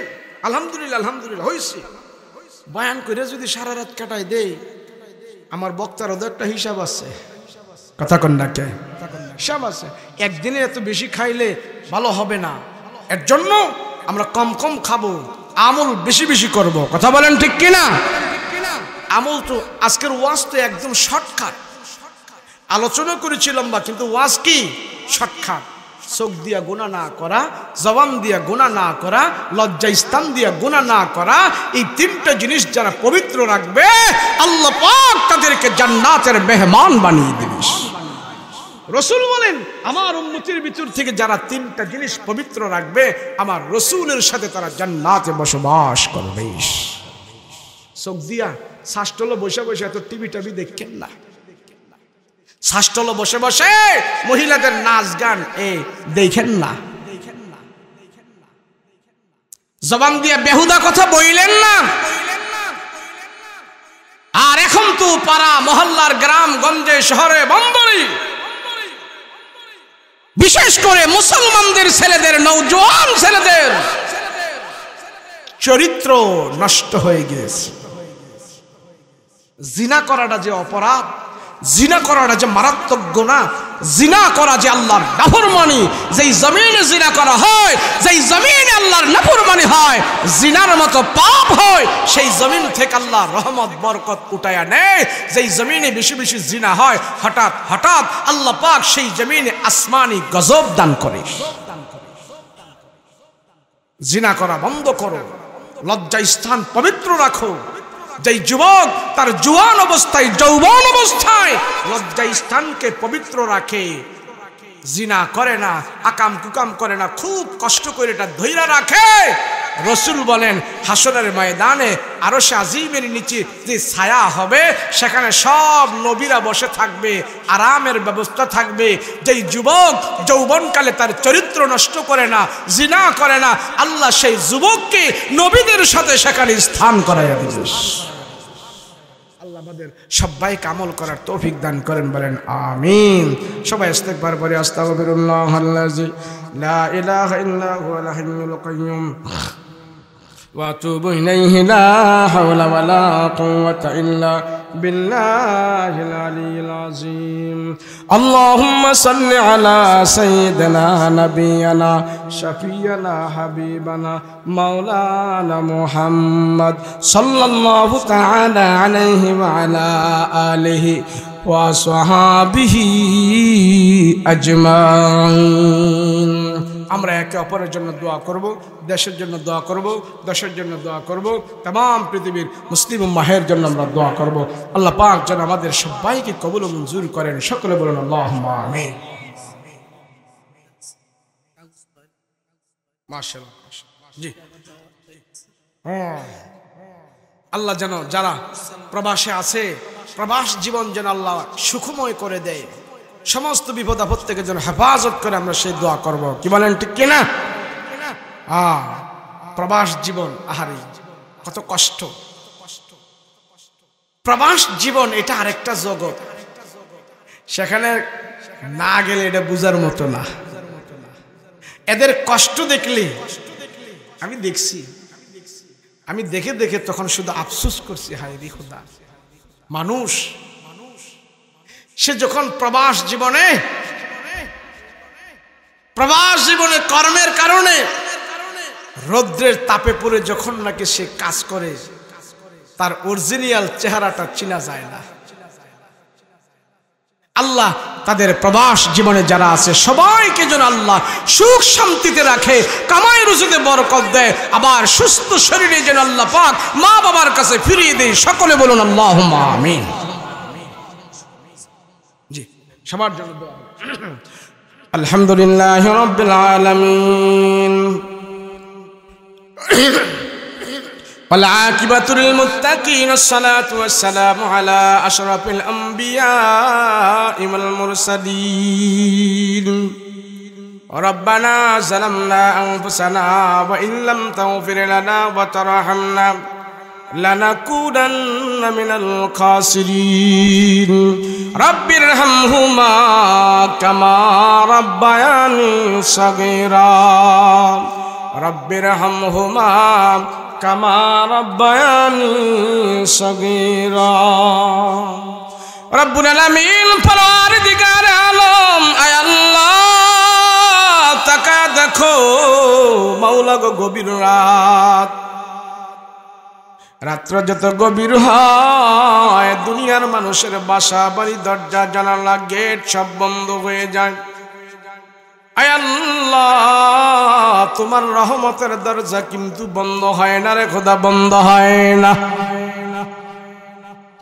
আয় আল্লাহ রাত্র যত গভীর হয় দোকানপাট, মার্কেট, আদালত, মন্ত্রণালয় সব বন্ধ হয়ে যায়, রাস্তাঘাট গুলো ফাঁকা হয়ে যায়। ওরে মালিক, পশু পাখিগুলো যার যার বাসায় চলে গেছে, সাপ বিচ্ছুগুলো গর্তের ভেতরে চলে গেছে। আমরা এখনো ঘরে যাই নাই, বাড়িতে যাই নাই রে খোদা, দুইটা হাত তোমার আদালতে উঠায় রাখছি। আয় আল্লাহ কোন এমপি মন্ত্রীর কাছে হাত উঠাই নাই, কোন জমিদারের কাছে হাত উঠাই নাই, এতিম কাঙ্গাল মিসকিনের মতন তোমার দরবারে হাত উঠাইছি। ওরে মালিক, জীবনে বহুত মুনাজাত করেছি, জানি না কোন মুনাজাত তুমি কবুল করেছ রে আল্লাহ। আজকের মোনাজাত তুমি খালি ফেরত দিও না গো, আজকের দুটো হাত তুমি খালি ফেরত দিও না। আয় আল্লাহ তাকা দেখো কত পাকনা দাড়িওয়ালা, পাকনা চুল মালা মুরব্বী বাবার হাত উঠাইল, বয়োজ্যেষ্ঠ বৃদ্ধ বাবার হাত উঠাইছে। আল্লাহ চুলদারি পাইকা গেছে, গায়ের চামড়া ঢিলা হয়ে গেছে, চোখের পাওয়ার নষ্ট হয়ে গেছে, সুজা হয়ে দাঁড়াইতে পারে না, লাঠি ভর করে করে তারা হেঁটে হেঁটে মসজিদে যায়, মাদ্রাসা যায়, মাহফিলে আসে। এমন বৃদ্ধ বাবা যদি কিনিয়া মাওলারে তোমার দরবারে হাত উঠাইলাম, আল্লাহ তোমার বান্দাদের জীবনের সব গুনাহ খাতা মাফ করে দাও। আয় আল্লাহ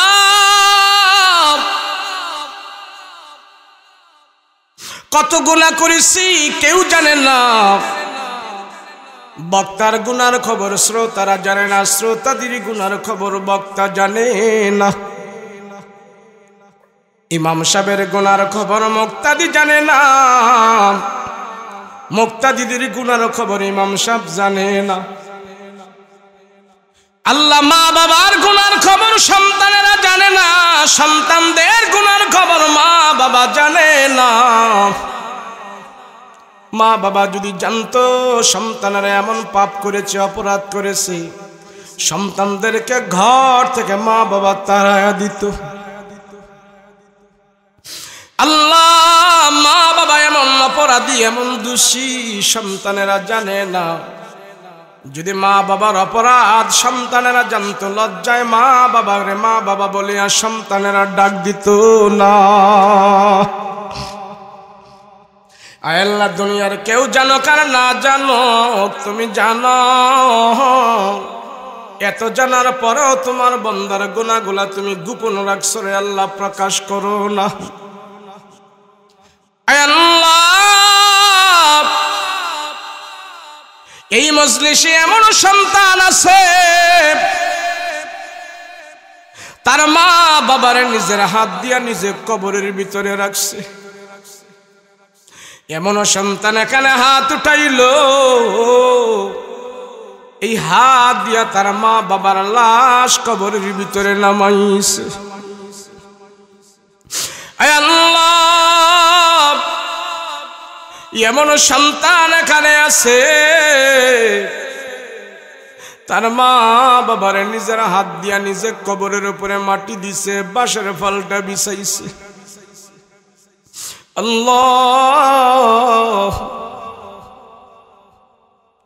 যেই মা বাবা আমাদেরকে যত্ন করে লালন পালন করে বড় করেছে, ওই মা বাবা এখন কবরের ভিতরে শুয়ে আছে রে খোদা। ওরে মালিক, ওই মা বাবারে কবরে কষ্ট দিও না, মা বাবারে কবরে কষ্ট দিও না। যেই মা বাবা আমাদেরকে কোনোদিন কষ্ট দেয় নাই, কষ্ট দেয় নাই, কষ্ট দেয় নাই, ওই মা বাবারে কবরের ভেতরে কষ্ট দেও না রে আল্লাহ। মা বাবার কবরের ভিতরে তুমি জান্নাতের বাতি জ্বালা দাও, মা বাবার কবরের ভিতরে তুমি জান্নাতের বিছানা বিছায়া দাও, মা বাবার কবরটাকে তুমি জান্নাতের সাথে যোগাযোগ করে দাও। আয় আল্লাহ, এমন সন্তান এখানে আছে তার নিজের হাত দিয়া তার বাবার মৃত্যুর পরে বিদায়ের গোসল করায়া দিছে। আল্লাহ, ছোট কালে মা বাবা কাঁধে করে করে নিয়ে আমাদেরকে অনেক আনন্দ করেছে, আর মৃত্যুর পরে মা বাবারে আমরা কাঁধে করে করে নিয়ে কবরের ভিতরে রাখছি। আল্লাহ, ঈদের দিন আসলে বাবা আমাদেরকে নতুন জামা পরায় আনন্দ করাইতো, কিন্তু সেই বাবারে আমরা নতুন জামা পরাইতে পারি নাই, মৃত্যুর পরে কাপড়ের জামা পরায়া বিদায় করে দিছি। আয় আল্লাহ, মা বাবারে যদি কষ্ট দাও আমরা সন্তানেরা সহ্য করব না রে খোদা। এখানে এমন সন্তান আছে তার মা বাবারে হারায়া তোমার দরবারে কান্না করে। আয় আল্লাহ, যেই সন্তান মা বাবার জন্য চোখের পানি ছেড়ে দিয়েছে, সন্তানের চোখের পানি মা বাবার কবরের আগুন ছিটা দাও, মা বাবার কবরের আগুন নিভায়া দাও। সন্তানের দোয়া তুমি কবুল করো, মা বাবাকে তুমি নাজাতের ব্যবস্থা করে দাও। আয় আল্লাহ, এই মাহফিলটা তুমি কবুল মঞ্জুর করে নাও। আয় আল্লাহ, তোমার অনেক বান্দারা টাকা দিয়ে, শ্রম দিয়ে, বুদ্ধি দিয়ে, পরামর্শ দিয়ে আল্লাহ যে যেইভাবে সহযোগিতা করেছে প্রত্যেকের সহযোগিতা আল্লাহ তুমি নাজাতের ওসিলা বানায় দাও। আয় আল্লাহ, এই এলাকার অনেক মায়ের সন্তানেরা মা বাবারে ছেড়ে দুনিয়ার এক প্রান্ত থেকে আরেক প্রান্ত যে বিদেশি প্রবাস জীবন যাপন করতেছে রে আল্লাহ। আয় আল্লাহ, যারা এই এলাকা থেকে প্রবাস জীবনে আছে আল্লাহ তাদের প্রবাস জীবন তুমি সুখময় করে দাও। যে যে দেশের ভিতরে আছে আল্লাহ সেই দেশে তার কামাই রুজিতে তুমি বরকত দান করে দাও। আয় আল্লাহ, সমস্ত বিপদ আপদ থেকে হেফাজত করে দাও, স্বাস্থ্যের সুস্থতা দান করে দাও। আবার আল্লাহ অর্থনীতি যেন ভালোভাবে কামাই করে সুন্দর সুস্থ শরীরে আবার তাদের মায়ের কোলে তাদেরকে তুমি ফিরায়া দিও। আয় আল্লাহ, এই মাদ্রাসা তুমি কবুল করে নাও, এই মাদ্রাসার ছাত্র শিক্ষকদেরকে কবুল করে নাও। আল্লাহ, যারা দিনরাত মেহনত করে তালিম দিচ্ছে, কোরআনের দরস দিচ্ছে, আল্লাহ সবাইকে তুমি কবুল করে নাও। এই মাদ্রাসাকে কেন্দ্র করে সবাইকে নাজাতের ব্যবস্থা করে দাও। ওরে মালিক, অনেক মানুষ আল্লাহ এখানে টাকা টোকা দিয়েছে, দান করেছে, কোরআনের খেদমত করতেছে রে আল্লাহ। কোরআনকে মহব্বত করে তাদের নিজের রক্তমাখা ঘাম পরিশ্রমের টাকা করেছে দান। আল্লাহ, তাদের দান তুমি কবুল মঞ্জুর করে নাও। আয় আল্লাহ তাআলা, জানি একদিন মরণ হবে মালিক, কেউ দুনিয়ার জমিনে আমরা থাকবো না, কবরের ভিতরে চলে যাব রে আল্লাহ। আল্লাহ, যেতে যদি হয় তুমি আমাদেরকে ঈমান নিয়ে কবরে যাওয়ার তৌফিক দিও।